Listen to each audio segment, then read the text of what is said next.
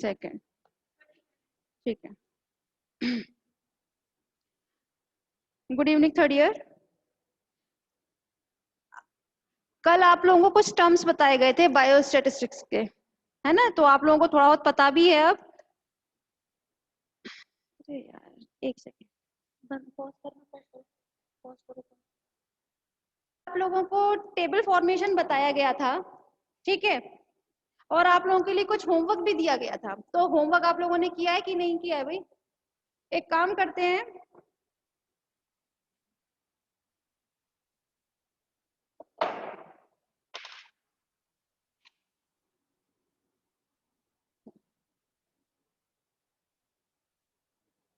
कल आप लोगों को एक न्यूमेरिकल दिया गया था एज अ होमवर्क, ठीक है?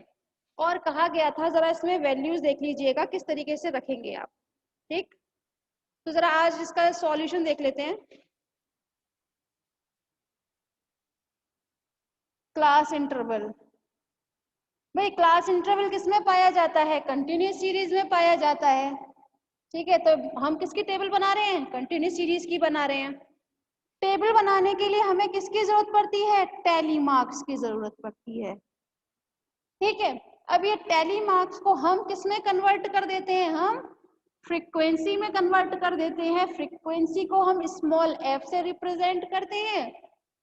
और फ्रीक्वेंसी होती क्या है? Repetition of any variable is known as frequency. आज जो आपको सिखाने वाली बात है, जनरली मैं नहीं बताती इसे, ये मैंने आपको होमवर्क दिया था, लेकिन आपको एक बात बतानी है। हम हमेशा क्लास इंटरवल मतलब कंटिन्यूस सीरीज में हम एक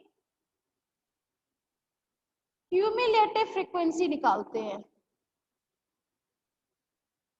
ठीक है? क्यूमुलेटिव फ्रीक्वेंसी किस तरह निकाली जाती है ये आज आपको सिखाया जाएगा। तो चलिए पहले देख लेते हैं 1052 108।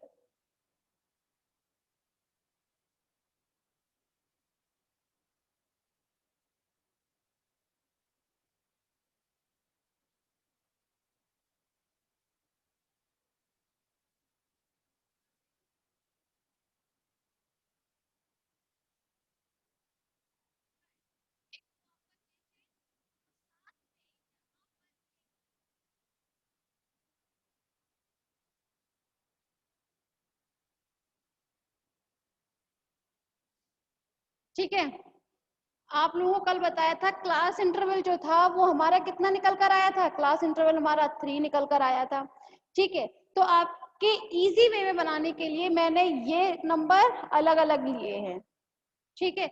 108 यहाँ लिया है तो 109 से स्टार्टिंग की है। आप चाहें तो इसको आप 108 से स्टार्टिंग करके 112 पे इसको कंप्लीट कर सकते हैं। लेकिन इस कंडीशन में आपको क्या करना होगा? जो 112 जो है वो आप इस सीरीज में जोड़ेंगे, ठीक है? जब आपके पास जो डेटा दिया हुआ है उसमें जो 112 नंबर जो आएगा आप उसे ऊपर वाले नंबर में जोड़ेंगे फ्रीक्वेंसी में, नीचे वाले में कभी नहीं जोड़ा जाता है। वही जो नीचे वाली संख्या है, अब भाई मैंने यहाँ 114 लिखा हुआ है, 114 की जगह आप चाहे तो 115 के उसमें भी लिख सकते हैं इस तरह से, ठीक है?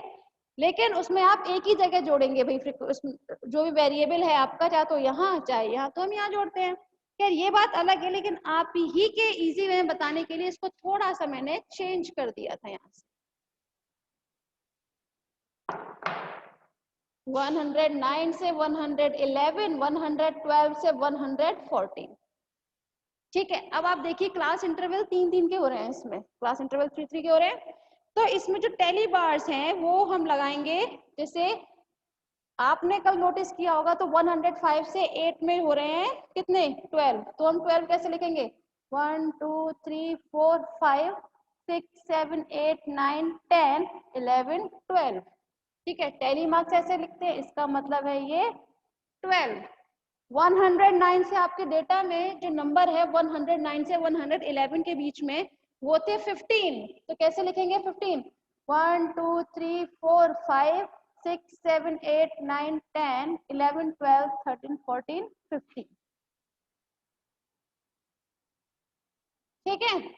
नेक्स्ट आपका 112 से जो है 114 तक वो है ओनली 3, तो फ्रीक्वेंसी के सामने 3, नेक्स्ट है 15, 1 2 3 4 5 6 7 8 9 10 11 12 13 14 15।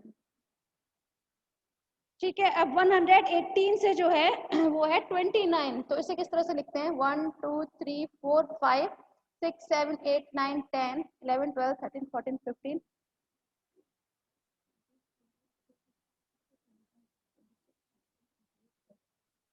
ये है आपका 29। ठीक है, वहीं आपका जो 121 से 123 है वो है 11 टाइम। 3 5 6 7 8 9 10 11 टाइम था ये, तो 11 टाइम। 114 to 126 4 time. 1 2 3 4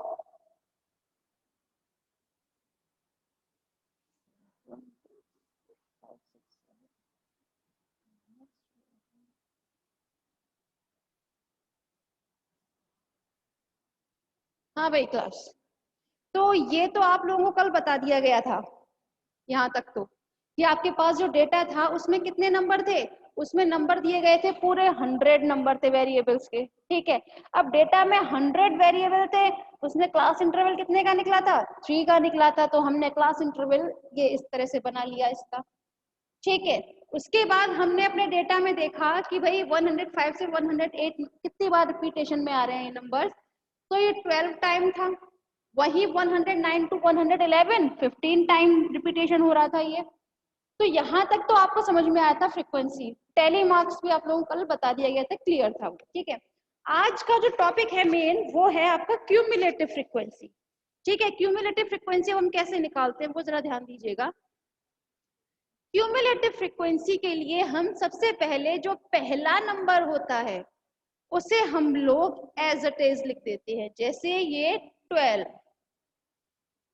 ठीक है, अब 12 के बाद जो नेक्स्ट यहाँ क्यूमुलेटिव फ्रीक्वेंसी आएगी, अब उसे कैसे लिखेंगे हम? ये और ये। ठीक है, इन दोनों को प्लस कर लीजिए आप, इन दोनों को प्लस करेंगे तो यहाँ लिख दीजिए कितना आंसर आएगा भाई? 12 और 15 27। ठीक है, अब 27 यहाँ कितना आएगा? 27 में आप 3 ऐड कर दें, कितना हो रहा है? 30। यहाँ कितना आएगा? 30 और 50 मतलब 45। 45 और 29 कितने होते हैं?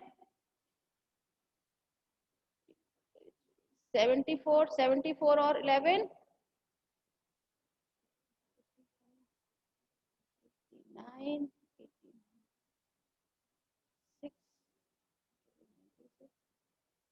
96 और 4, जब हम इन्हें इस तरह से ऐड करेंगे तो लास्ट में आएगा 100।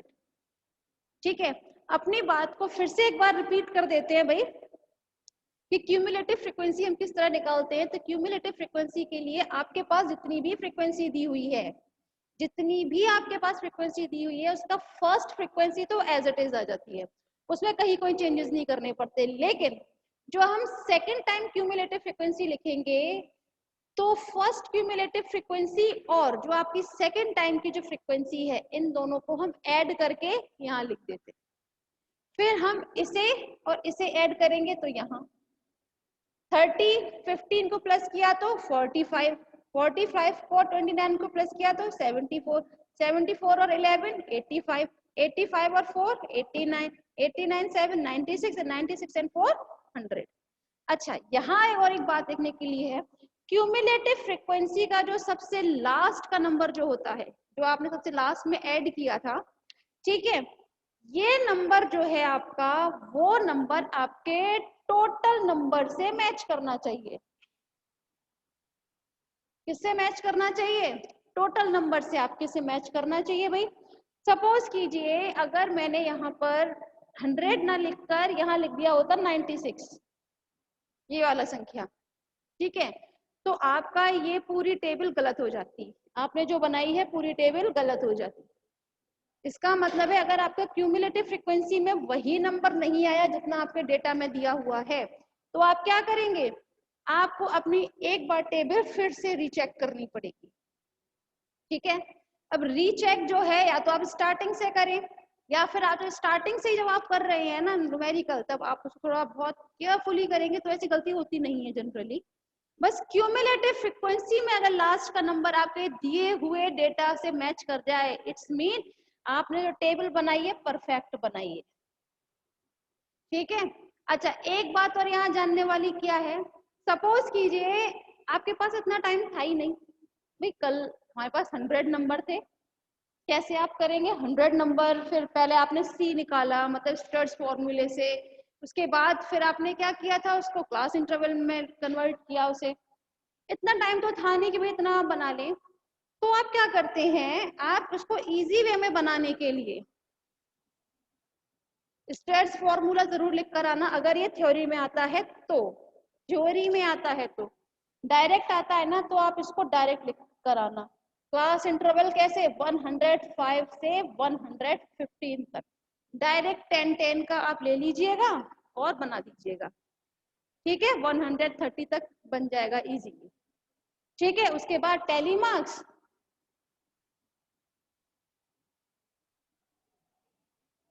उसके बाद फ्रीक्वेंसी, उसके बाद क्यूमुलेटिव फ्रीक्वेंसी। ये है आपका बहुत इजी वे, इजी मेथड है ये आपका, कि अगर आपको ये सब नहीं करना है, मतलब स्टर्स फॉर्मूले से आपको लॉग निकालना नहीं आता है, बहुत से सब बच्चों को तो नहीं आता, बहुत से बच्चों को आता है जनरली, लेकिन कुछ बच्चों को नहीं आता है, तो आप लोग घबराइएगा नहीं, सिर्फ और सिर्फ इस तरह से आप बनाकर आइएगा।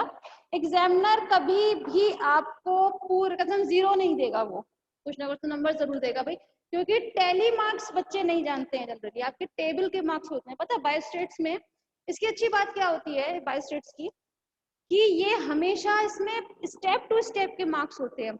आपने टेबल बनाई, आपका आंसर सही नहीं आ रहा, कोई बात नहीं, टेबल तो बनाई है, उसी पर नंबर मिलेंगे। आपने टेबल गलत बना दी लेकिन आपने फॉर्मूला लिखा तो उसका भी हाफ मार्क मिलेगा, जो जनरली मैथ्स वगैरह में नहीं होता है ना। तो बाय स्टेट्स में भाई ये स्पेशलिटी होती है सब्जेक्ट की।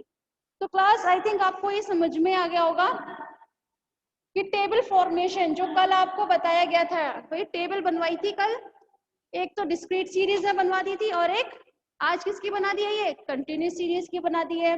डिफरेंस क्या होता है, what is the difference between continuous series and discrete series? The main difference is there is a class interval in continuous series. ठीक है, आप देख सकते हैं इसमें क्या होता है, क्लास इंटरवल प्रेजेंट होता है कंटिन्यूस सीरीज में, जो कि किसमें नहीं पाया जाता है, आपके डिस्क्रीट सीरीज में कभी भी क्लास इंटरवल नहीं पाया जाता। ठीक है, तो यहाँ आपकी टेबल फॉर्मेशन कंप्लीट होता है।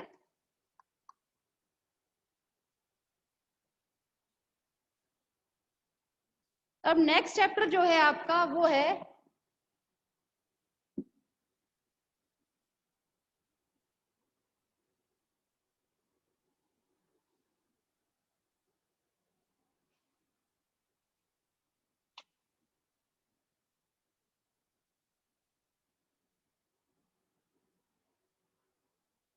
Diagrammatic and graphical presentation of data.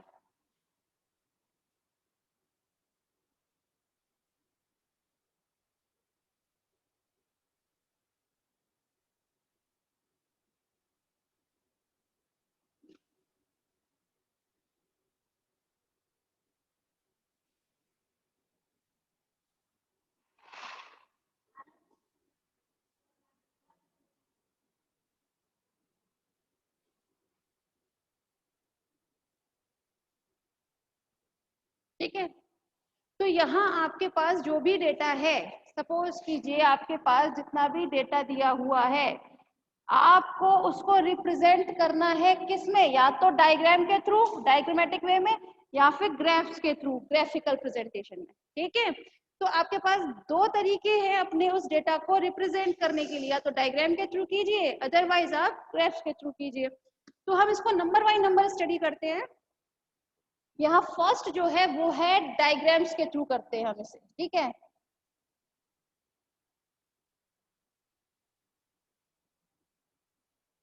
First जो है यहाँ पर वो है डायग्राम्स के थ्रू इसे हम अपने डेटा को रिप्रेजेंट करेंगे। ठीक, अगर हम डायग्राम्स की बात करते हैं तो डायग्राम्स जो होते हैं वो आप को रिप्रेजेंट करने के 3 तरीके होते हैं, या फिर हम ये कह सकते हैं 3 टाइप्स के होते हैं डायग्राम्स। कौन कौन से?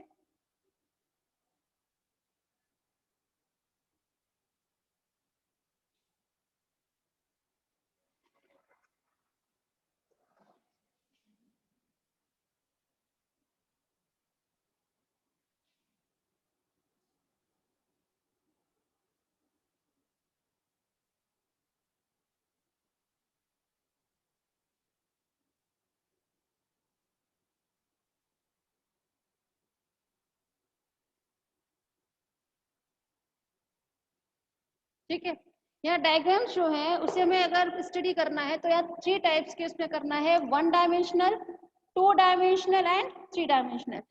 अब हम यहाँ पर 3 डायमेंशनल को स्टडी नहीं कर सकते, ये आपको पता है भाई।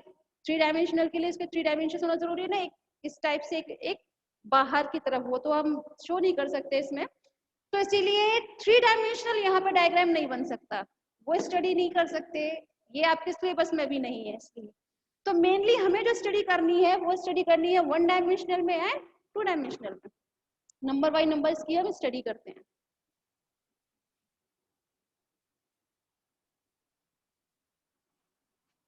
वन डायमेंशनल की अगर हम लोग बात करते हैं,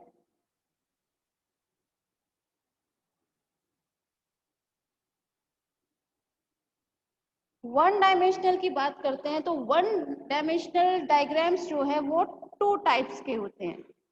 कितने टाइप्स के होते हैं? वो 2 टाइप्स के होते हैं, जिसमें फर्स्ट है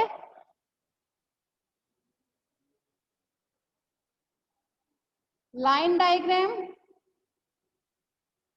सेकंड इज बार डायग्राम। ठीक है, नाम से ही पता चल रहा है यहाँ पर भाई डायग्राम्स जो है, अगर वन डायमेंशनल में अगर डायग्राम हमें वो करने हैं रिप्रेजेंट अपने डेटा को, तो किस तरह से करेंगे? या तो लाइन डायग्राम के थ्रू या फिर पाई डायग्राम के थ्रू। तो लाइन डायग्राम जो है, पहले इसको हम लाइन डायग्राम को ही रिप्रेजेंट करते हैं। ये एक नॉर्मल वे बता रहे हैं, लाइन डायग्राम जो है वो हमेशा लाइंस के थ्रू रिप्रेजेंट होगा, लाइक दिस।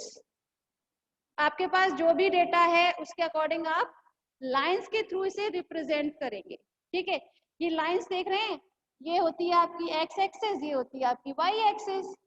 ठीक है, ये 0 से आपके पास जो भी डेटा रहेगा। ठीक, ये लाइंस के थ्रू अगर हम लोग डायग्राम्स को रिप्रेजेंट करते हैं डेटा को, तो कुछ इस टाइप से हमें डायग्राम मिलेगा। ठीक है, तो जरा इसको एक एग्जाम्पल के थ्रू देख लेते हैं भाई।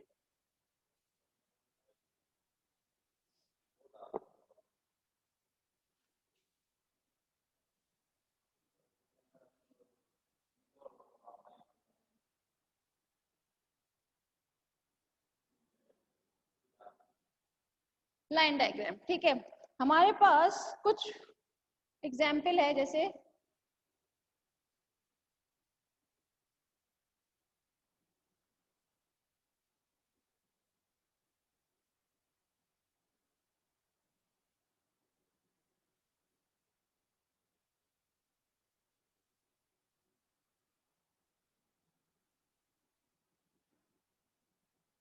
वेट ऑफ पाइला,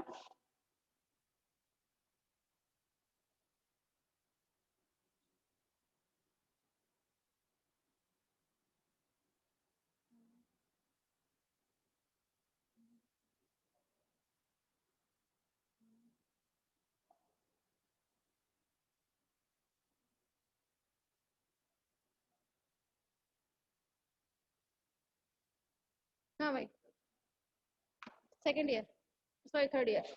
ये आपके पास एग्जाम में एक न्यूमेरिकल आएगा इस टाइप से, आपके पास एक डेटा दिया हुआ है, आप देख सकते हैं, और कहा जाएगा आप इसे लाइन डायग्राम में रिप्रेजेंट करें।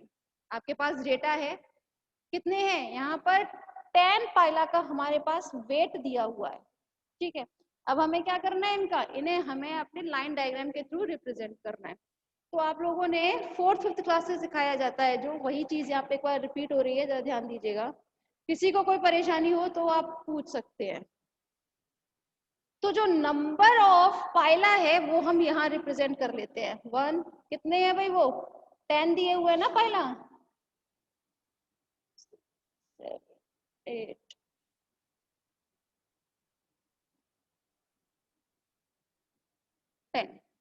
ठीक है, ये हमने दिया हुआ है नंबर ऑफ पाइला, ठीक है, पाइला 10 पाइला है as you can see here, वही हमने यहाँ 10 तक मार्किंग कर दी। अब हमारे पास जो ये वाई एक्सिस जो है, यहाँ पर हम मेजरिंग तब कर पाएंगे जब हम पहले हम इसको देख लेंगे। यहाँ देखने के लिए हम क्या करते हैं, 10, 20,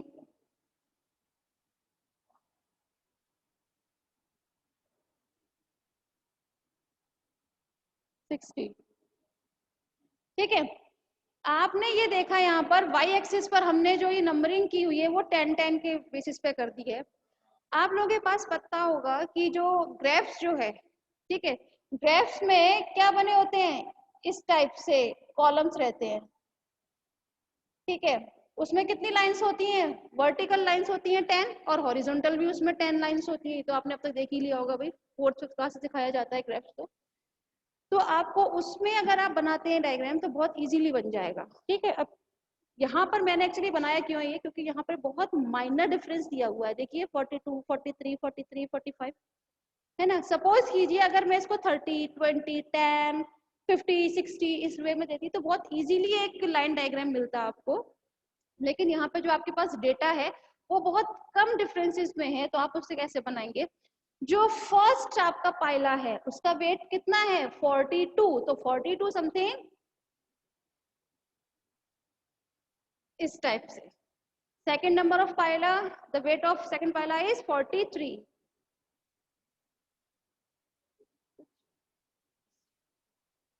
थर्ड 43, सेम।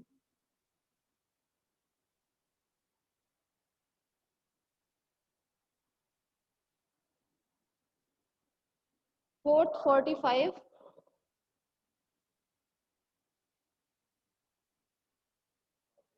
फिफ्थ 50,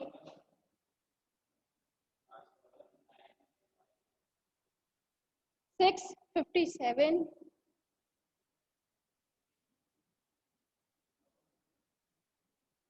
नेक्स्ट 58,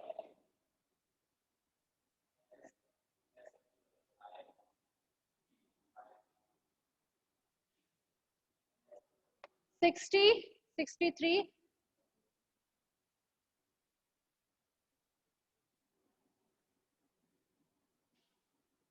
इसकी हमें नंबरिंग अभी और करनी पड़ेगी, मतलब ये 70 तक, 50,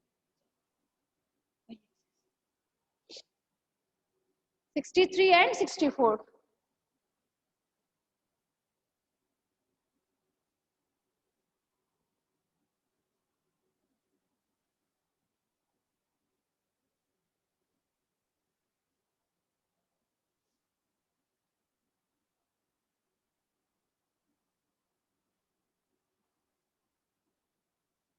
ठीक है, तो आपके पास जो लाइन डायग्राम आपको मिलेगा वो कुछ इस शेप में मिलेगा, ठीक है। आपके पास डेटा दिया हुआ था, यहाँ पे 10 हमारे पास पाइला थे जिनके वेट हमने लिए थे, तो कुछ ये वेट आए हैं हमारे पास, ठीक है। अब उसे अगर हम लाइन डायग्राम में शो करेंगे, उसे रिप्रेजेंट करेंगे तो कुछ इस वे में, जैसे फर्स्ट पाइला जो था उसका वेट कितना था 42, तो हमने उसे कहाँ पर पुट कर दिया 42 पर, ये देख सकते हैं, ठीक है। नेक्स्ट को 43 पर, जहां तक आपका जो भी दिया हुआ है भाई, डेटा तो कुछ भी हो सकता है XYZ, तो आप अपनी लाइंस उसे वहां तक लेकर जाएंगे जहां तक आपने उसकी नंबरिंग की होगी जो आपके डेटा में दिया हुआ है, ठीक है। दो एक्सेस रहते हैं, X एक्सेस और Y एक्सेस, यहाँ पे कुछ लिखने की जरूरत नहीं है, ये आपके फोर्थ क्लास के वो नहीं है भाई ग्राफ्स, तो इसलिए यहाँ पे एक्सेस ना लिखें आप। जनरली आपके पास जो डायग्राम मिलेगा वो कुछ इस वे में मिलेगा, ठीक है। तो थर्ड ईयर आई थिंक आपको लाइन डायग्राम समझ में आ गया होगा। जिसको परेशानी है वो जरा कमेंट सेक्शन में मुझे नो बताएं।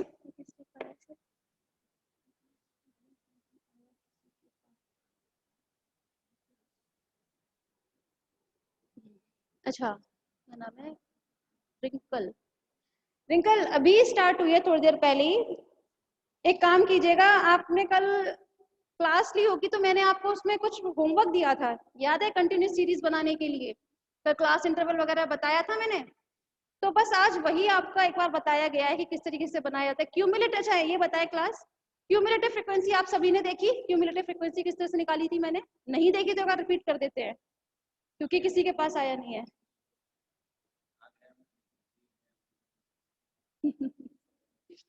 ठीक है, क्यूमुलेटिव फ्रीक्वेंसी भी सभी ने देख ली थी ना? फिर तो फिर आगे बताते हैं। हाँ, अच्छा, थर्ड ईयर जरा रिकनेक्ट कीजिएगा आप।